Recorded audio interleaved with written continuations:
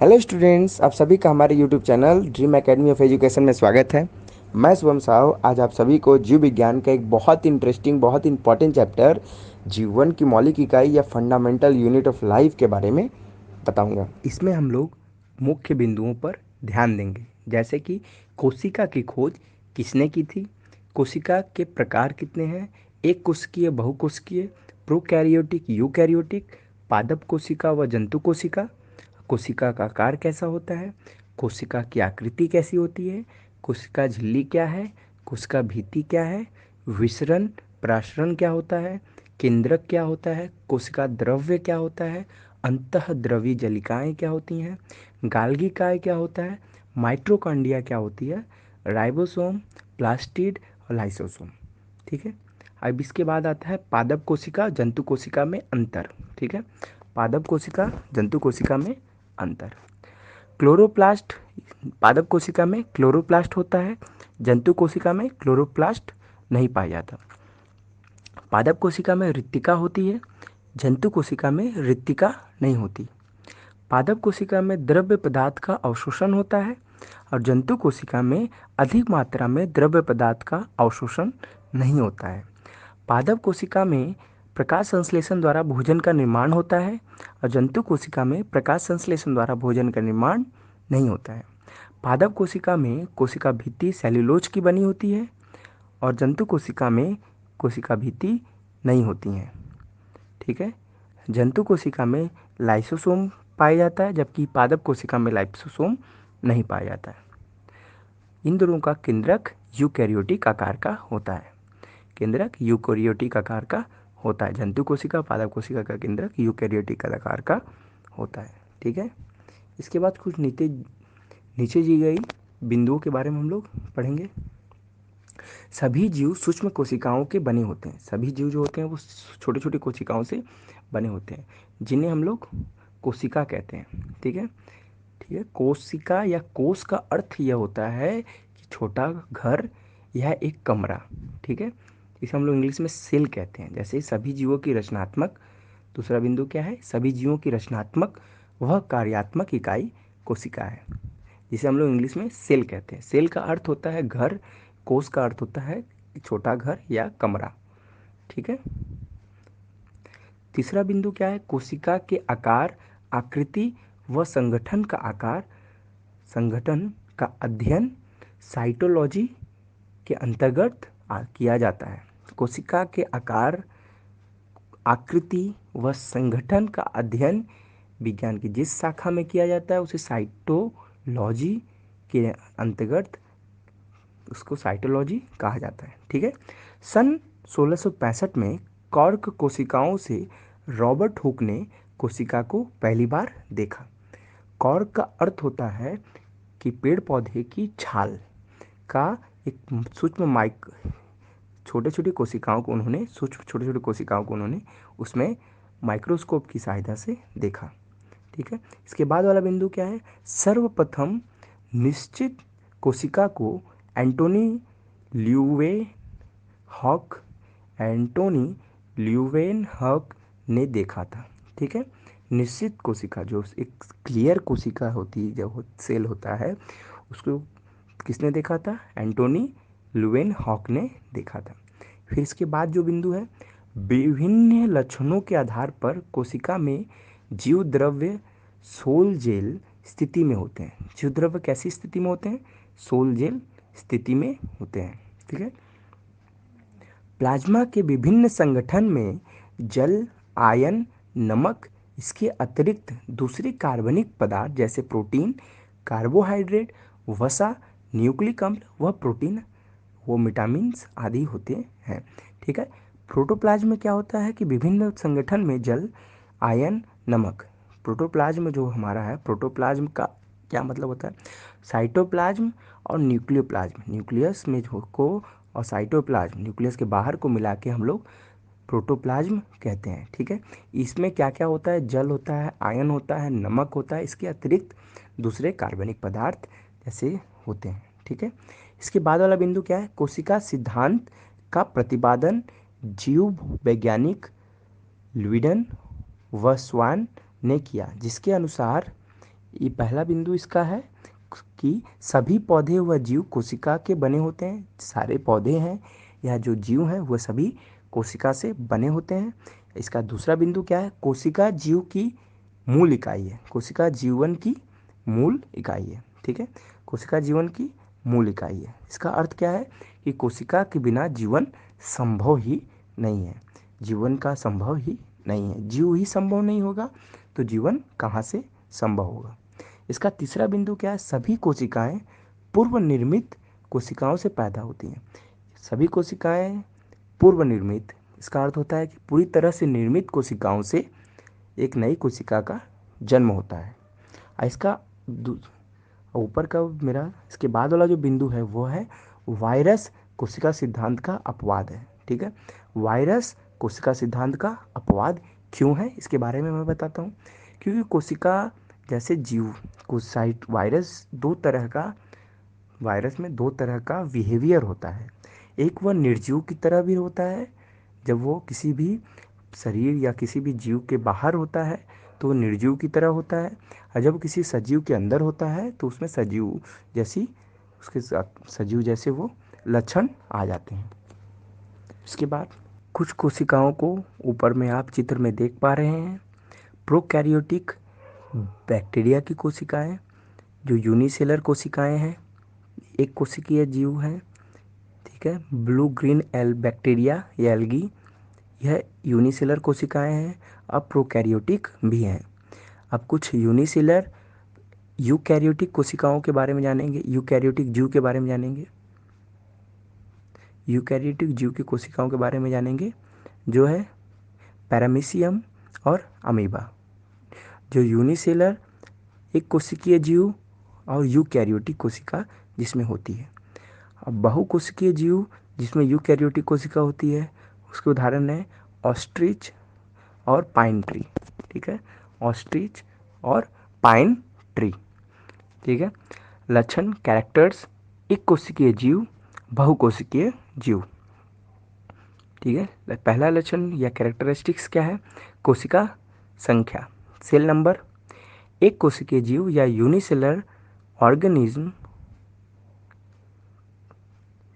ये एक कोशिकीय, इसमें क्या होता है? कोशिका की संख्या कितनी होती है? एक ही होती है।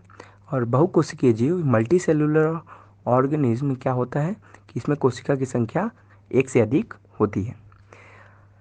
कार्य, फंक्शन पे ध्यान देंगे। अब कोशिका के सभी कार्य एक कोशिका द्वारा किया जाता है, जबकि बहुकोशिकीय जीव में कोशिका के जो कार्य होते हैं विभिन्न कोशिकाओं द्वारा किए जाते हैं। कार्य का विभाजन, डिवीजन ऑफ लेबर, एक कोशिकीय जीव में कार्य का विभाजन नहीं होता है, जबकि बहुकोशिकीय जीव में विशेष कोशिकाएं विशेष प्रकार के कार्य करती हैं। अब लक्षण में जनन या रिप्रोडक्शन, एक कोशिकीय जीव में जनन के लिए सिर्फ एक कोशिका होती है। अब बहुकोशिकीय जीव में विशेष कोशिकाएं होती हैं जो जनन कोशिकाओं के नाम से जानी जाती हैं, जो जनन में भाग लेती हैं। ठीक है, इसके बाद लक्षण, आयु, एक कोशिकीय जीव की आयु छोटी होती है, जबकि बहुकोशिकीय जीव की आयु लंबी होती है। कोशिका के आधार पर अंतर। ठीक है, कोशिका के आधार पर अंतर, यूकैरियोटिक कोशिका और प्रोकैरियोटिक कोशिका में अंतर। ठीक है, तो पहला क्या है? आकार में यूकैरियोटिक प्रोकैरियोटिक में अंतर। ठीक है, प्रोकैरियोटिक आकार में बहुत छोटा होता है और यूकैरियोटिक आकार में बड़ा होता है। अब प्रोकैरियोटिक कोशिका का केंद्रकीय भाग न्यूक्लियस झिल्ली में नहीं ढका होता, न्यूक्लियर झिल्ली से नहीं ढका होता है। यूकैरियोटिक कोशिकाएं केंद्रकीय भाग न्यूक्लियर झिल्ली द्वारा घिरा होता है। प्रोकैरियोटिक कोशिकाएं में केंद्रक अनुपस्थित होता है और यूकैरियोटिक कोशिकाओं में केंद्रक उपस्थित होता है। ठीक है, प्रोकैरियोटिक कोशिकाओं में झिल्ली द्वारा घिरा अंगक ऑर्गेनिज्म अनुपस्थित होते हैं। झिल्ली द्वारा घिरे अंगक ऑर्गेनिज्म अनुपस्थित होते हैं। यूकैरियोटिक कोशिका में क्या होता है? अंगक झिल्ली द्वारा घिरे होते हैं, जो अंदर के ऑर्गेनिज्म हैं वो झिल्ली द्वारा घिरे होते हैं। ठीक है, इसके बाद होता है प्रोकैरियोटिक कोशिकाओं में कोशिका विभाजन विखंडन या कोशिका विभाजन द्वारा होता है, जबकि यूकैरियोटिक में कोशिका विभाजन माइटोसिस या मियोसिस द्वारा होता है। माइटोसिस या मियोसिस भी द्वारा होता है। ठीक है, अब हम लोग जानेंगे कोशिका के आकार के बारे में। कोशिकाओं का आकार विभिन्न आकार का होता है, उनकी आकृति भी अलग अलग होती है। सामान्यतः कोशिकाएं अंडाकार होती हैं, वे जैसे कि लंबाकार, खंडाकार और discoidal RBCs. Squamous epithelium, squamous epithelium, ciliated epithelium from the trachea ये कोशिका है, और columnar cells from the stomach, plains muscles fibre from the intestine or stripped muscle fibers from the heart, cartilage cell from dendrite, bone cell, red blood cell are erythrocytes, white blood cells, ovum, sperm, nerve cell with axon dendrites। यह कुछ कोशिकाएं ऊपर में दी हुई हैं जो मनुष्य के शरीर में पाई जाती हैं। ठीक है, ऊपर में कुछ कोशिकाओं के नाम बताए दिए हैं जो मनुष्य के शरीर में पाई जाती हैं। ठीक है, अब कोशिका के आकार, आकृति के बारे में जाने। अब आकार, विभिन्न जीवों की कोशिकाएं विभिन्न आकार की होती हैं। विभिन्न जीव की कोशिकाएं विभिन्न आकार की होती हैं। कुछ कोशिकाएं सूक्ष्मदर्शी होती हैं, जबकि कुछ को कोशिकाएं खुली आंखों से देखी जा सकती हैं। इनका आकार 0.2 माइक्रोमीटर होता है से 18 सेंटीमीटर तक होता है। एक बहुकोशिकीय जीव, पहला बिंदु क्या, एक बहुकोशिकीय जीव का आकार सामान्यतः 20 से 30 mm होता है। दूसरा बिंदु क्या है इसके बाद वाला, सबसे बड़ी कोशिका शुतुरमुर्ग का अंडा जो 15 सेंटीमीटर से लंबा व 8 सेंटीमीटर चौड़ा होता है। सबसे छोटी कोशिका माइक्रोप्लाज्मा, मनुष्य का अंड लगभग 0.1 mm लंबाई का होता है। कोशिका के भाग, कंपोनेंट ऑफ सेल, सामान्यतः कोशिकाओं के विभिन्न भाग होते हैं, कोशिका अंगक कहलाते हैं। सामान्यतः कोशिकाओं में के विभिन्न भाग कोशिका अंगक कहलाते हैं, जो कि विशेष कार्य संपन्न करते हैं। सामान्यतः कोशिकाएं 3 मुख्य भाग होते हैं। सामान्यतः कोशिकाओं के 3 मुख्य भाग होते हैं, प्लाज्मा झिल्ली या सेल मेम्ब्रेन जिसको कहते हैं, केंद्रक या न्यूक्लियस, और तीसरा है कोशिका द्रव या साइटोप्लाज्म। ठीक है, तो जैसा कि आप ऊपर में चित्र देख पा रहे हैं, सेल मेम्ब्रेन का चित्र है यह कोशिका झिल्ली का चित्र है। ठीक है, तो कोशिका झिल्ली का पहला बिंदु क्या है, कोशिका झिल्ली का प्लाज्मा झिल्ली, कोशिका झिल्ली का प्लाज्मा झिल्ली या प्लाज्मा लेमा कहते हैं। कोशिका झिल्ली को प्लाज्मा झिल्ली या प्लाज्मा लेमा कहते हैं। ठीक है, इसके बाद क्या है, यह प्रत्येक कोशिका को दूसरे कोशिका के कोशिका द्रव्य से अलग करता है। यह प्रत्येक कोशिका को दूसरे कोशिका के कोशिका द्रव्य से अलग करता है।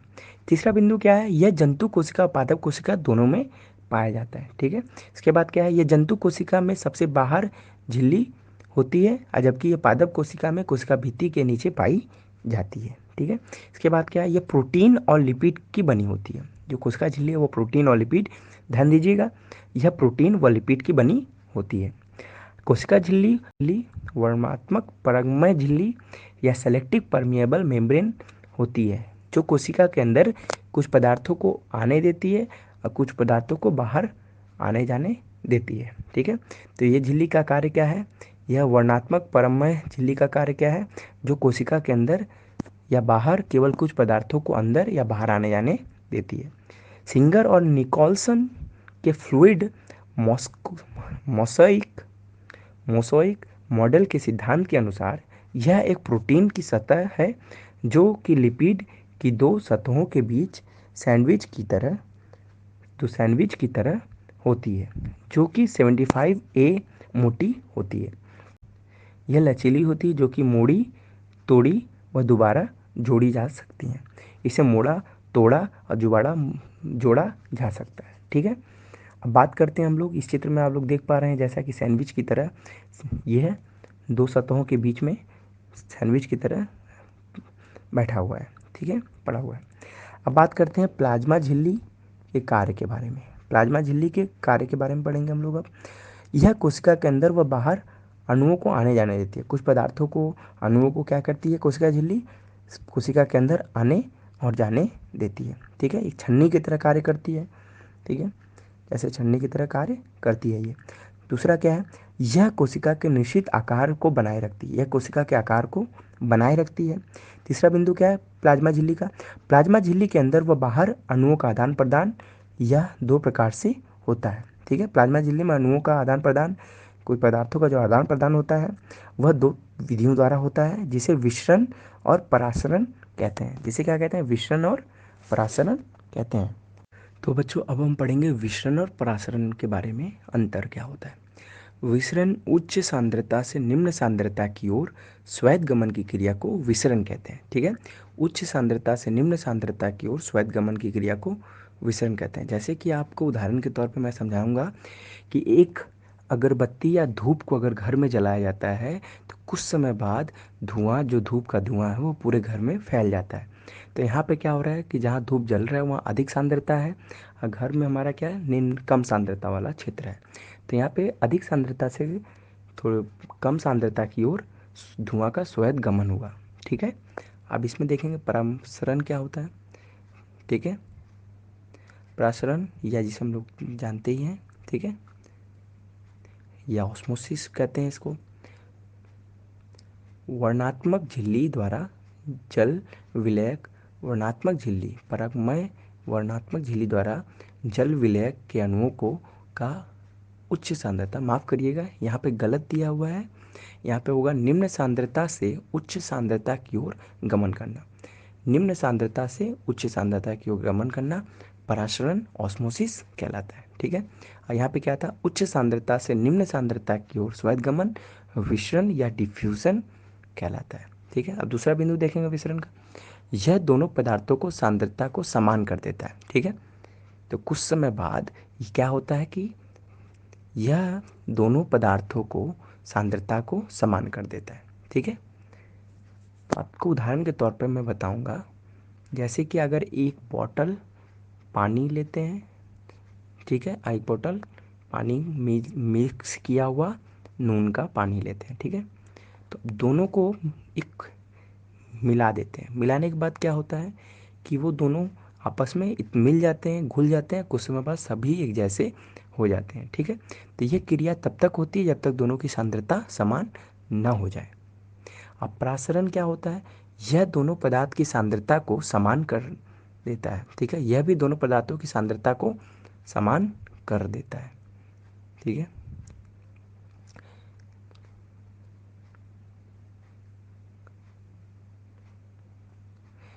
अब विसरण का तीसरा बिंदु क्या है,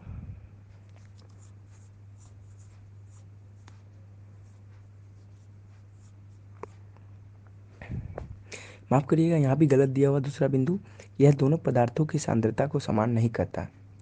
ठीक है, अब विसरण क्या होता है, विसरण में तीसरा बिंदु क्या है, ठोस, द्रव्य, गैस, ये तीनों में संभव है। विसरण की क्रिया जो होती है वो ठोस, द्रव्य, गैस तीनों में संभव है। अब परासरण की क्रिया केवल द्रव्य माध्यम में ही संभव है। और विसरण का चौथा बिंदु है, अपनी सांद्रता में अंतर के आधार पर विभिन्न पदार्थ गति करते हैं। ठीक है, पदार्थ अपनी सांद्रता में अंतर के कारण यह क्रिया होती है। अब परासरण में क्या होता है, केवल विलयक गति करने के लिए स्वतंत्र होते हैं, विलयन नहीं। ठीक है, केवल विलयक जो जल होता है वो गति करने के लिए स्वतंत्र होते हैं। ठीक है, अधिक सांद्रता वाला जो विलयन होता है वह नहीं। ठीक है, तो आपको परासरण का मैं उदाहरण बताना भूल गया, जो कि मैं अभी बता देता हूँ। परासरण का उदाहरण, जैसे कि आप एक किशमिश को जल में भिगो कर रखते हैं तो कुछ समय बाद किशमिश का फूल जाना परासरण क्रिया का उदाहरण है। ठीक है, किशमिश के बाहर जो एक परत होती है वह वर्णात्मक झिल्ली की तरह कार्य करती है, जो कि जल को अपने अंदर जाने देती है। मीन्स जल जो है हमारा विलयक हुआ और वो किशमिश क्या है, विलयन। ठीक है, तो जल का अधिक कम सांद्रता से अधिक सांद्रता की ओर गमन होता है परासरण में। ठीक है, अब हम आते हैं बिंदु, नीचे दिए गए बिंदुओं पर। बाह्य परासरण, कोशिका के अंदर से विलयक का बाहर गमन। ठीक है, बाह्य परासरण क्या होता है, कोशिका के अंदर से विलयक का बाहर गमन बाह्य परासरण कहलाता है। अंतः परासरण क्या होता है? कोशिका के बाहर से विलेयक के अंदर का गमन को अंतः परासरण कहते हैं। सांद्रता के अनुसार विलेयक के प्रकार, ठीक है, सांद्रता के आधार पर विलेयक के प्रकार। समपरासारी समपरासरी समपरासरी विलेयक या आइसोटोनिक सॉल्यूशन। जब कोशिका के अंदर व बाहर की सांद्रता समान है तो ये समपरासरी समपरासरी विलेयक या आइसोटोनिक सॉल्यूशन कहलाता है। ठीक है, इसके बाद क्या है? अति परासरण दावी या हाइपरटोनिक सॉल्यूशन। यदि कोशिका के अंदर की सांद्रता बाहर के द्रव्य की सांद्रता से अधिक हो तो तो केवल कोश हो तो कोशिका के अंदर से जल बाहर निकल जाता है, जिसमें से कोशिका सिकुड़ जाती है। क्या होता है इसमें कि यह कोशिका के अंदर की सांद्रता, यदि कोशिका के अंदर की सांद्रता द्रव्य की सांद्रता से बाहर द्रव्य की सांद्रता से अधिक है तो कोशिका के अंदर के जल बाहर निकल जाता है, जिससे क्या होता है? कोशिका सिकुड़ जाती है। अल्प प्रासरण दावी विलेयक हाइपोटोनिक, अभी हाइपर पड़े, अभी हाइपोटोनिक सॉल्यूशन इसे कहते हैं। अल्प प्रासरण दावी विलेयक जो होता है इसे हाइपोटोनिक सॉल्यूशन कहते हैं। जब कोशिका के बाहर के विलेयक की सांद्रता कम होती है, जब कोशिका के बाहर के विलेयक की सांद्रता कम होती है तो कोशिका के अंदर अंतः परासरण के कारण कोशिका घुल जाती है, वह फट जाती है। ठीक है, हाइपरटोनिक के यहाँ दिया हुआ चित्र में हाइपरटोनिक कैसा होता है, आइसोटोनिक कैसा होता है और हाइपोटोनिक कैसा होता है। हाइपर आइसोटोनिक और हाइपोटोनिक के यहाँ चित्र के माध्यम से दिखाया गया है।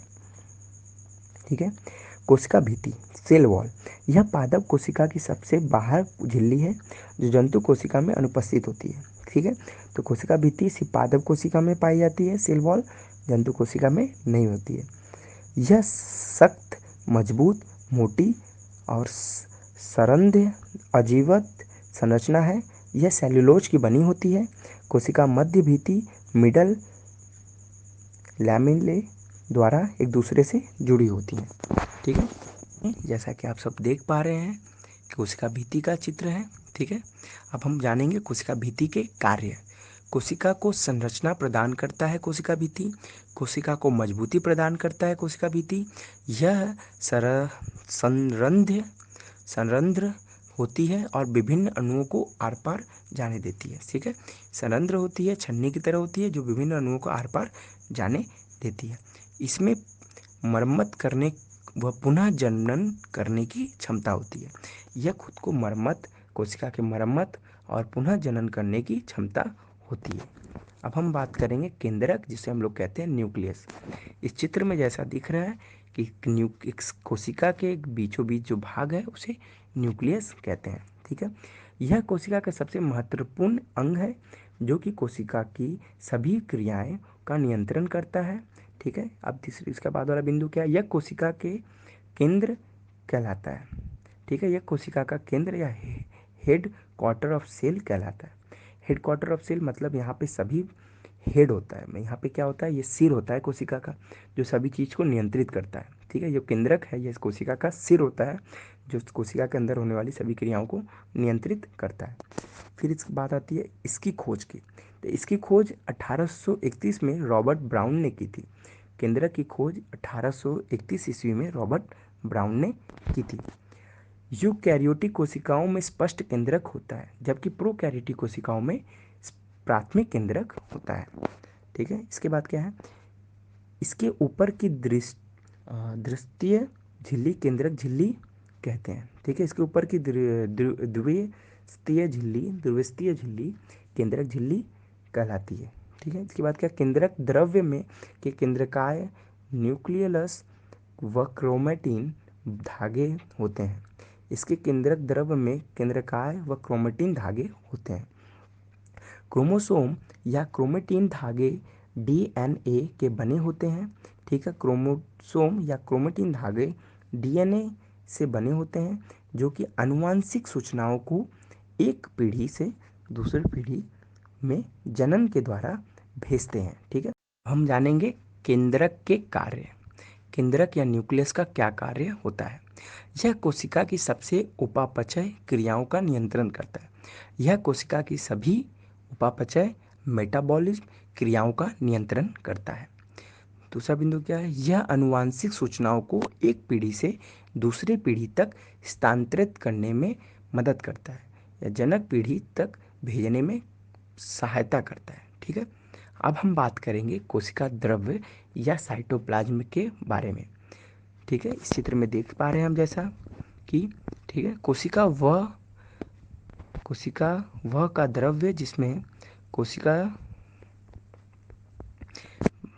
कट करिए यहाँ पे। ठीक है, कोशिका का द्रव्य जिसमें सभी कोशिकाएं अंगक पाए जाते हैं कोशिका द्रव्य कहलाता है। कोशिका का वह द्रव्य जिसमें कोशिका के सभी अंगक पाए जाते हैं कोशिका द्रव्य कहलाते हैं। यहाँ जैविक व कैटाबॉलिक क्रियाएं संपन्न होती हैं। इसमें जैविक व कैटाबॉलिज्म क्रियाएं संपन्न होती हैं। आप सभी ने मेटाबॉलिज्म कैटाबॉलिज्म की क्रियाओं के बारे में पढ़ा होगा।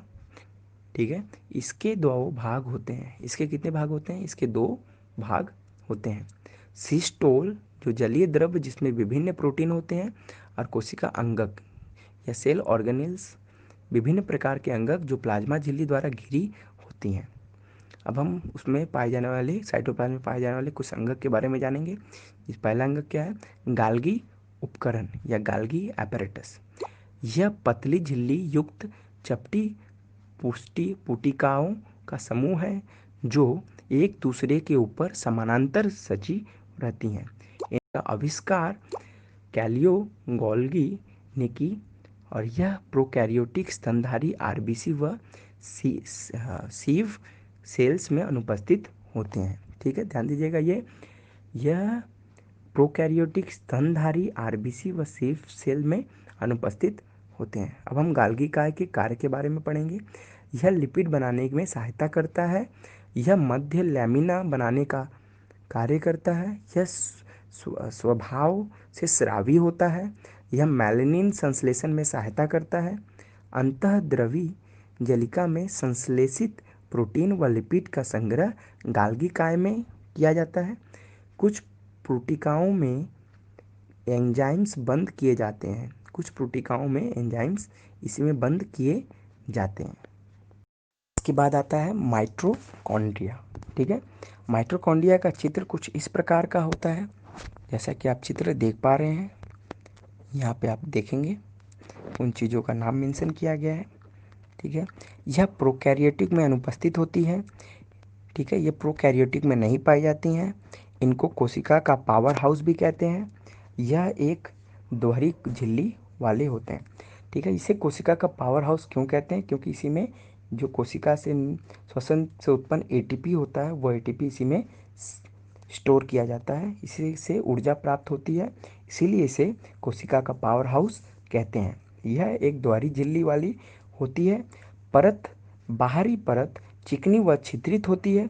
अंतः परत बहुत वलित होती है जो और क्रिस्टी का निर्माण करती है। ये अंदर का चित्र में देख पा रहे हैं, अंदर का तरफ जो निकला हुआ भाग है इसे क्रिस्टी कहते हैं। ठीक है, माइटोकॉन्ड्रिया के कार्य के बारे में जानेंगे। इसका मुख्य कार्य ऊर्जा को एटीपी के रूप में संचित करना है। इसका मुख्य कार्य क्या है? मुख्य कार्य है कि ऊर्जा को एटीपी के रूप में एडिनोसिन ट्राइफॉस्फेट के रूप में संचित करना। ठीक है, यह क्रेब्स चक्र का मुख्य स्थान है। यह क्रेब्स चक्र जो होता है उसका मुख्य स्थान है। इसके बारे में क्रेब्स चक्र के बारे में हम लोग इसके बाद अच्छे से जानेंगे। ठीक है, राइबोसोम यह अत्यंत छोटे गोल कण हैं जो जीव द्रव्य में स्वतंत्र रूप से तैरते व अंतःद्रवी जलिकाओं के बाहरी सतह पर चिपके हुए पाए जाते हैं। यह आरएनए और प्रोटीन के बने होते हैं। ठीक है, क्या होता है देखिए, राइबोसोम में यह अंतर छोटे गोल कण हैं। ठीक है, बहुत ही छोटे छोटे कण होते हैं जो जीव द्रव्य या अंतःद्रवी जलिकाओं के बाहरी सतह पर चिपके होते हैं। अंतःद्रव्य जलिकाओं के बाहरी सतह पर ये चिपके हुए पाए जाते हैं। ठीक है, यह आरएनए व प्रोटीन के बने होते हैं। ये किससे बने होते हैं? यह आरएनए और प्रोटीन के बने होते हैं। यहाँ पे दिया हुआ कुछ लैमेले राइबोसोम्स। ठीक है, राइबोसोम्स वेसिकल्स ट्यूबुलस। यहाँ पे राइबोसोम्स का चित्र दिखा रहा है आपको।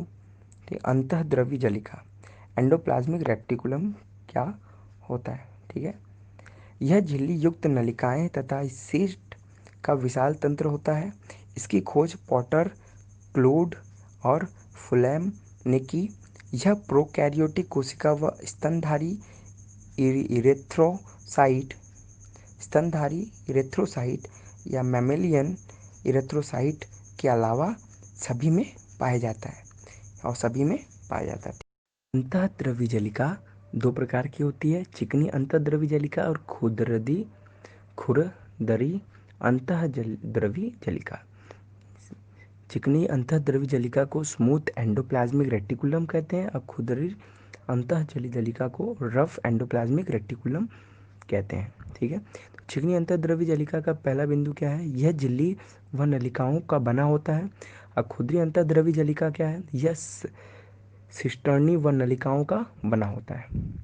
चिकनी अंतःद्रवी जलिका का दूसरा बिंदु क्या है? यह स्टेरॉइड्स, लिपिड व पॉलीसैकेराइड्स बनाने में मदद करता है। और खुरदरी अंतःद्रवी जलिका प्रोटीन संश्लेषण में सहायता करती है। चिकनी अंतःद्रवी जलिका राइबोसोम अनुपस्थित होता है और खुरदरी अंतःद्रवी जलिका में राइबोसोम अनुपस्थित होता है। चिकनी अंतःद्रवी जलिका मुख्य कार्य कोशिका द्रव्य के भागों तथा केंद्र के मध्य प्रोटीन के परिवहन के लिए नलिका सुविधा प्रदान करना होता है। ठीक है, अंतःद्रवी जलिका के कार्य। यह केवल ऐसा अंग है जो कोशिका के अंदर पदार्थ के केंद्रक के बीच परिवहन के लिए नलिका सुविधा प्रदान करवाता है। ठीक है, तो केंद्रक के लिए नलिका के परिवहन के लिए नलिका की सुविधा प्रदान करता है। सिर्फ इसी के माध्यम से साइटोप्लाज्म से केंद्रक में परिवहन होता है। यह अंगकों के बीच, इसका बिंदु क्या है इसके बाद वाला, यह अंगकों के बीच बायोकेमिकल क्रियाओं के लिए स्थान उपलब्ध कराता है। यह अंगकों के बीच बायोकेमिकल क्रियाओं के लिए स्थान उपलब्ध कराता है। इसके बाद क्या है? यह वसा स्टेरॉइड्स कोलेस्ट्रॉल के संश्लेषण में मदद करता है। ठीक है, इसके बाद क्या है? ये कोशिकाओं के एससीआर विष तथा दवा को निर्विषकरण डिटॉक्सिफिकेशन में महत्वपूर्ण भूमिका निभाता है। राइबोसोम के कार्य। राइबोसोम अमीनो एसिड से प्रोटीन संश्लेषण का मुख्य स्थान है। राइबोसोम अमीनो एसिड से प्रोटीन संश्लेषण का, देखिए अमीनो एसिड से क्या बनता है? प्रोटीन बनता है, याद रखिएगा। ठीक है, तो इसके लिए क्या करता है? राइबोसोम अमीनो एसिड से प्रोटीन संश्लेषण का मुख्य स्थान है। सभी संरचनात्मक व क्रियात्मक प्रोटीन एंजाइम्स का संश्लेषण राइबोसोम द्वारा होता है। ठीक है, संश्लेषित प्रोटीन कोशिका के विभिन्न भागों में अंतःद्रवी जलिका द्वारा कोशिका के विभिन्न भागों तक भेजा जाता है। लोग जानेंगे लवक या प्लास्टिड के बारे में। यहाँ पे चित्र दिया गया है, चित्र को थोड़ा ध्यान दीजिएगा। ठीक है, यह केवल पादप कोशिकाओं में पाए जाने वाले हैं जो आंतरिक संगठन में झिल्ली की कई परतें होती हैं। ठीक है, यह केवल पादप कोशिकाओं में पाए जाने वाले हैं अंगक हैं। ठीक है, जो आंतरिक संगठन में झिल्ली की तरह परतें होती हैं जिनमें, ठीक है, जो एक पदार्थ के अंदर धसी होती हैं। इस पदार्थ को स्ट्रोमा कहते हैं। स्ट्रोमा के अंदर ये धसी हुई रहती हैं। यह आकार और आकृति में रिवर्स कुंडलित आदि तरह के होती हैं। ये 3 प्रकार के होते हैं। ल्यूकोप्लास्ट सफ़ेद जोड़े में, क्रोमोप्लास्ट लाल भूरे या जड़े तने पत्ती में पाई जाती हैं ये, और क्लोरोप्लास्ट जो हरी पत्तियों में पाए जाते हैं। फिर से देखेंगे, ल्यूकोप्लास्ट जो सफ़ेद रंग का होता है जड़ों में पाया जाता है। क्रोमोप्लास्ट लाल रंग का भूरे रंग का होता है जो जड़ों तथा पत्ती में पाया जाता है। क्लोरोप्लास्ट जो हरे रंग का होता है वो पत्तियों में पाया जाता है। अब हम क्लोरोप्लास्ट के बारे में पढ़ेंगे जो कि बहुत ही इंपॉर्टेंट है। क्लोरोप्लास्ट केवल पादप कोशिकाओं में पाए जाते हैं। ये सूर्य की ऊर्जा में प्रकाश संश्लेषण में सहायता करते हैं। सूर्य की ऊर्जा में प्रकाश संश्लेषण में सहायता करते हैं। ठीक है, क्लोरोप्लास्ट प्रकाश संश्लेषण में भोजन बनाते हैं। ठीक है, क्लोरोप्लास्ट प्रकाश संश्लेषण में भोजन बनाते हैं, इसलिए उन्हें कोशिका की रसोई भी कहते हैं। इसे क्या कहते हैं? कोशिका की रसोई। ठीक है, यहाँ पे चित्र आप देख पा रहे हैं, क्लोरोप्लास्ट का चित्र दिया हुआ है। अब बात आएगी रिक्तिका या वैक्यूल्स की। वैक्यूल्स क्या होता है? यह कोशिका द्रव्य, पहला बिंदु क्या है? यह कोशिका द्रव्य में झिल्ली द्वारा निश्चित थैली के आकार की संरचना होती हैं, जिन्हें दोनों प्लास्ट कहते हैं। जिन्हें क्या कहते हैं? टोनो प्लास्ट। माफ करिएगा, इसे क्या कहते हैं? टोनो प्लास्ट कहते हैं। ठीक है, यह कोशिका द्रव्य में झिल्ली द्वारा निश्चित थैली के आकार की रचनाएं हैं, जिन्हें टोनोप्लास्ट कहते हैं। जंतु कोशिकाओं में रिक्तिकाएं छोटी व अधिक, पादप कोशिकाओं में एक बड़ी होती हैं। ठीक है, तीसरा क्या है? बड़ी रिक्तिकाएं कोशिका का 90% भाग घेरे रखती हैं। ठीक है, बड़ी रिक्तिकाएं क्या करती हैं? कोशिका का 90% भाग को घेरे हुए रखती हैं। अब लोग जानेंगे कि रिक्तिका के क्या कार्य होते हैं। तो रिक्तिका के कार्य: यह कोशिका के अंदर परासरण द्वारा दाब का नियंत्रण व पादप कोशिका में अपशिष्ट उपाचयी पदार्थ को इकट्ठा करने का कार्य करती है। अब हम लोग जानेंगे लाइसोसोम के बारे में। लाइसोसोम क्या होता है? गाल्गी उपकरण की कुछ पुष्टिकाओं में एंजाइम्स इकट्ठे हो जाते हैं। ठीक है, गाल्गी बॉडीज़ में गाल्गी उपकरण में क्या होता है? पुष्टिकाओं में कुछ एंजाइम, प्रोटीन बनाने वाले एंजाइम्स इकट्ठे हो जाते हैं। यह एकत्र झिल्ली युक्त होती है। इनका कोई निश्चित आकृति व आकार नहीं होता है। ठीक है, इनका मुख्यतः जंतु कोशिकाओं में वह कुछ पादप कोशिकाओं में पाए जाते हैं। कार्य: लाइसोसोम के कार्य: इनका मुख्य कार्य कोशिका को साफ सुथरा रखना है। ठीक है, कोशिका को साफ सुथरा रखना है। उपापचय क्रियाओं में जब कोशिका क्षतिग्रस्त हो जाती है तो लाइसोसोम की पुष्टि कोशिकाएं फट जाती हैं। पुष्टि कोशिकाएं फट जाती हैं और एंजाइम्स स्रावित हो जाते हैं, अपनी कोशिकाओं को पाचित कर देते हैं। यह कोशिकाओं को, अपनी ही कोशिकाओं को खा जाते हैं। ठीक है, स्वयं ही कोशिकाओं को खा जाते हैं, इसीलिए इन्हें लाइसोसोम को कोशिका की आत्मघाती थैली भी कहा जाता है। ठीक है, क्या होता है? ध्यान दीजिएगा, बहुत इंपॉर्टेंट जब भाग है। उपापचय प्रक्रिया में जब कोशिका क्षतिग्रस्त हो जाती है तो लाइसोसोम की पुष्टि कोशिकाएं फट जाती हैं और एंजाइम स्रावित हो जाते हैं और अपनी कोशिका को, वो एंजाइम कोशिका को पाचित कर देते हैं, पचा लेते हैं, खा जाते हैं। इसलिए लाइसोसोम को कोशिका का आत्मघाती थैला भी कहा जाता है। पादप कोशिका जंतु कोशिका में अंतर जानेंगे। पादप कोशिका में प्रकाश संश्लेषण हेतु क्लोरोप्लास्ट होता है, जबकि जंतु कोशिका में क्लोरोप्लास्ट नहीं होता है। पादप कोशिका में आकार व आकृति निश्चित करने के लिए कोशिका भित्ति होती है और जंतु कोशिका में कोशिका भित्ति नहीं होती है, आकार आकृति निश्चित नहीं होती है। पादप कोशिका लाइसोसोम नहीं पाया जाता है, जंतु कोशिका में लाइसोसोम पाए जाते हैं। पादप कोशिकाएं मुख्यतः चतुर्भुज आकार की होती हैं और जंतु कोशिका मुख्यतः अंडाकार आकार की या विभिन्न आकार की होती हैं। पादप कोशिका गाल्गी उपकरण पूर्ण विकसित नहीं होते हैं, गाल्गी उपकरण पूर्ण विकसित नहीं होते हैं पादप कोशिका में, और जंतु कोशिका में गाल्गी उपकरण पूर्ण रूप से विकसित होते हैं। जैसा कि आप नीचे चित्र में पौधे पादप की कोशिका और इस तरफ जंतु की कोशिका को देख पा रहे हैं। आप सभी का हमारे साथ इस वीडियो को देखने के लिए बहुत बहुत धन्यवाद। हम आप सभी के लिए ऐसे और भी एजुकेशनल नॉलेजेबल वीडियो लाते रहेंगे। आपके मन में अगर किसी भी प्रकार का कोई प्रश्न है तो आप कमेंट में लिखकर हमें बता सकते हैं और हम सब आपको जल्द से जल्द उसका उत्तर देंगे। आप सभी इस वीडियो को लाइक और शेयर और चैनल को सब्सक्राइब करना ना भूलें।